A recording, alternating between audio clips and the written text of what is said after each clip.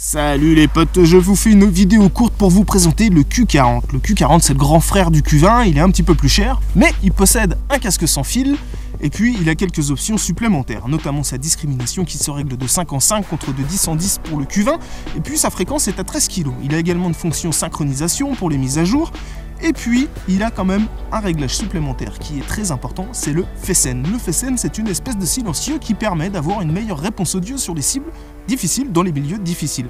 Ça marche plutôt bien. Par contre, revers de la médaille, on creuse plus de ferreux évidemment.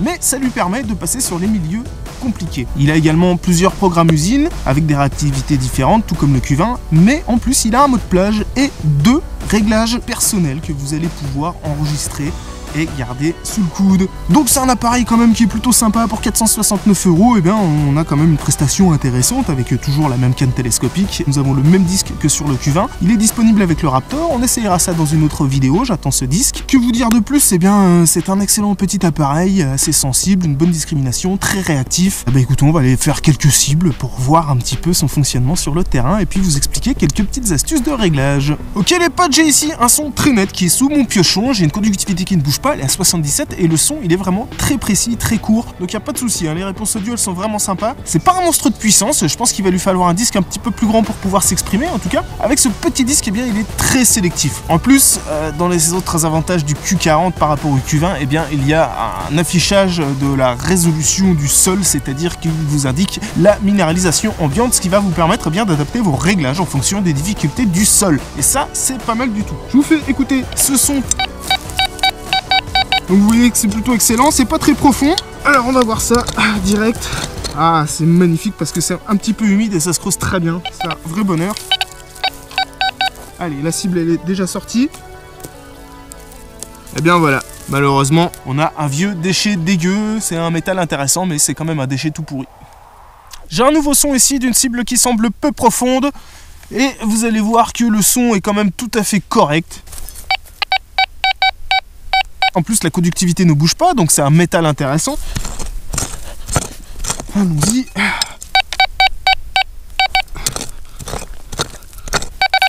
Ok, c'est sorti. C'est dans ma main. Ah, la voilà. Eh bien écoutez, voilà, c'est une monnaie. C'est une monnaie.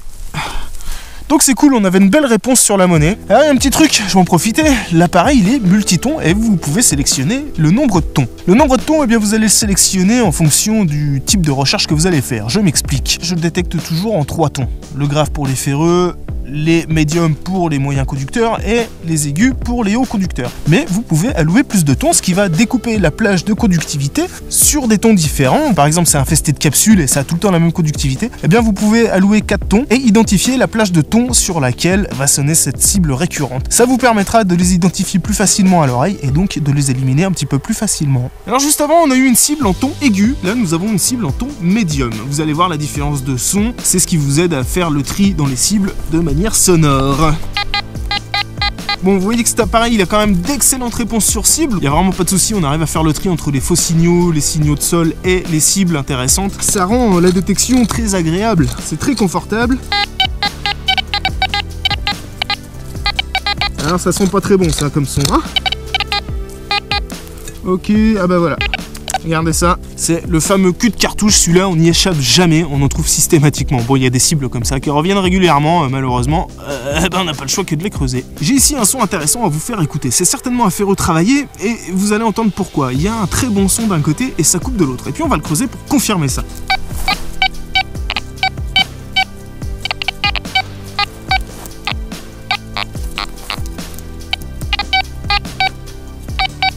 Écoutez, on a peut-être bien une cible à côté d'un ferreux, j'avais pas fait attention, on entend bien un ferreux ici, mais j'entends un autre son là. Alors est-ce que c'est la dégradation du ferreux dans le sol qui leurre le détecteur ou est-ce qu'il y a vraiment une cible à côté? Eh bien on va le savoir en creusant.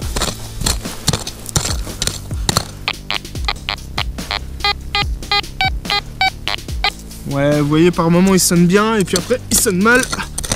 La question se pose, hein, le doute est permis parce que c'est un appareil quand même qui est très sélectif, donc il n'est pas du tout impossible qu'on trouve une bonne cible à côté du ferreux. Ouais, vous voyez comme on a le doute quand même. On a bien sorti un truc. Ah. Voilà, ah bah. On va tout de même vérifier dans le trou, il n'y a rien d'autre. Voilà, bien. Vous voyez, on avait le doute quand même, c'était bien le halo ferreux. Bon, cet appareil fonctionne bien, il n'y a pas à dire, on a vraiment une bonne sensation sur le terrain. Je touche ici une cible qui n'a pas l'air terrible. On a un double son qui est caractéristique soit de l'aluminium, soit d'une cible très proche du disque. Et on va savoir en creusant évidemment. L'avantage, enfin un des avantages du Q40 comme le Q20, eh bien, c'est que les sons ont des variations, des saturations, des longueurs, etc. Ce qui permet vraiment avec l'expérience et l'oreille de mieux reconnaître les cibles. On n'est pas à l'abri d'une bonne surprise.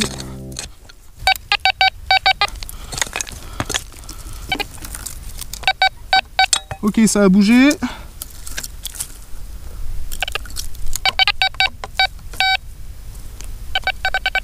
Allez, c'est dans la main.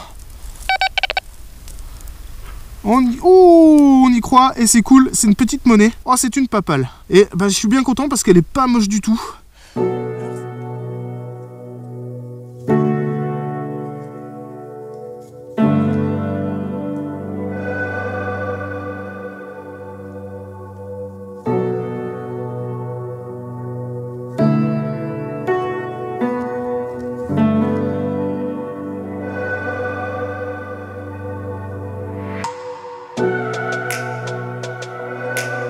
Je vais vous faire un petit point concernant le réglage du Q40 sur le terrain. Eh bien, c'est pas compliqué. Tout comme le Q20, la première chose que vous allez faire, c'est de caler votre effet de sol, parce que ça va rendre l'appareil vachement plus sensible. Vous allez trouver beaucoup plus de cibles. Ça sera peut-être un petit peu plus problématique sur les ferreux et tout ça, vous aurez moins de facilité pour les reconnaître. Néanmoins, vous aurez un appareil beaucoup plus sensible qui ira un petit peu plus profond. Ensuite, vous allez régler la sensibilité. La sensibilité, vous la montez. Tant que l'appareil est stable, vous pouvez la monter. La discrimination, je vous conseille de la mettre à 20-25. Pourquoi? Parce qu'on reconnaît très bien les ferreux, on est vraiment dans la limite, et il y a quand même certains ferreux que vous allez sortir, mais je vous assure, vous allez vraiment gagner en sensibilité et en profondeur. Donc c'est pas négligeable, surtout avec un petit disque comme celui-ci. Il faut savoir que aller au-delà de 20 cm, à part sur les très grosses cibles, eh bien ça va être un petit peu compliqué. Mais c'est normal, l'appareil dans cette configuration est fait pour être très sélectif, donc il va être vraiment performant sur les milieux difficiles où là on aura une pénétration qui sera améliorée par rapport à un grand disque. Donc ça c'est pas mal du tout. Le choix des tons, je vous en ai parlé tout à l'heure, eh bien c'est en fonction de la quantité de cibles redondantes que vous allez trouver. Puis bon, il y en a certains qui préfèrent avoir moins de tons, il y en a qui préfèrent avoir plus de tons. Donc ça c'est un petit peu un choix personnel. Le FSN, lui, on l'activera, on le mettra sur on, sur les milieux difficiles, ce qui nous permettra de ressortir des cibles qui resteraient normalement silencieuses. Qu'est-ce que... Ben voilà, j'ai pas grand chose à vous dire de plus sur le réglage du Q40. C'est très simple à utiliser, très agréable et franchement c'est pas mal du tout. On va continuer, on va encore faire quelques cibles.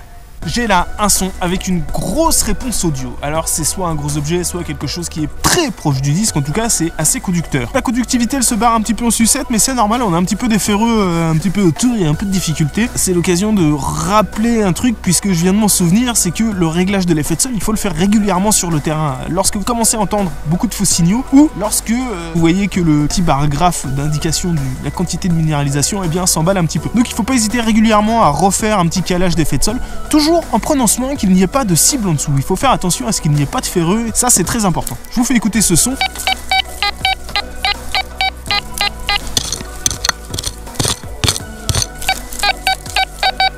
Ah ah, ça sent bon quand même, hein. Ça a l'air pas mal.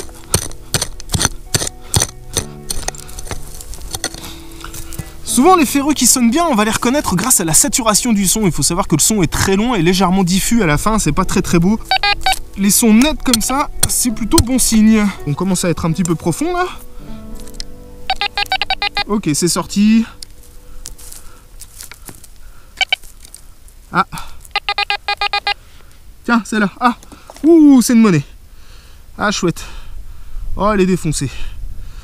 Elle est défoncée, donc on va pouvoir la gratter un petit peu. Ouais, c'est une monnaie du Savolistan, elle est complètement rinços. On l'a prise à quand même presque une vingtaine de centimètres, on est entre 15 et 20, donc c'est pas mal. Vu la réponse audio, plus profond, on l'aurait prise sans aucun souci.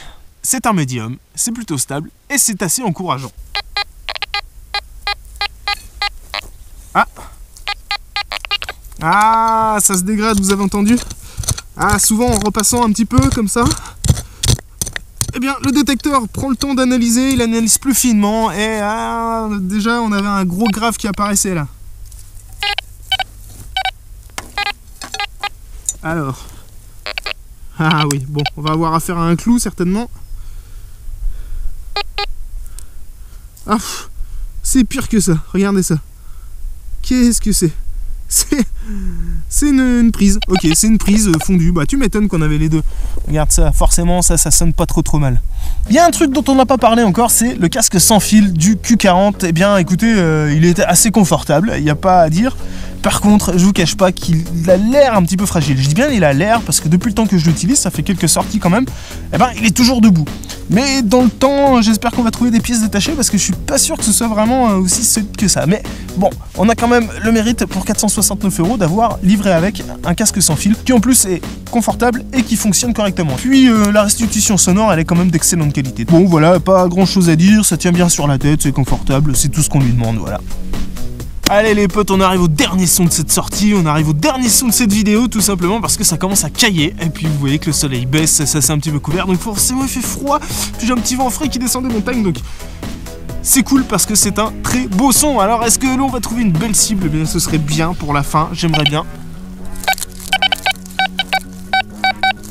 Bon en tout cas c'est pas profond, ça a l'air plutôt chouette.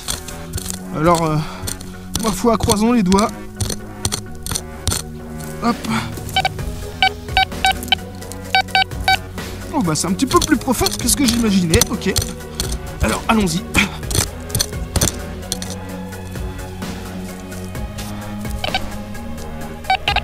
Allez c'est sorti.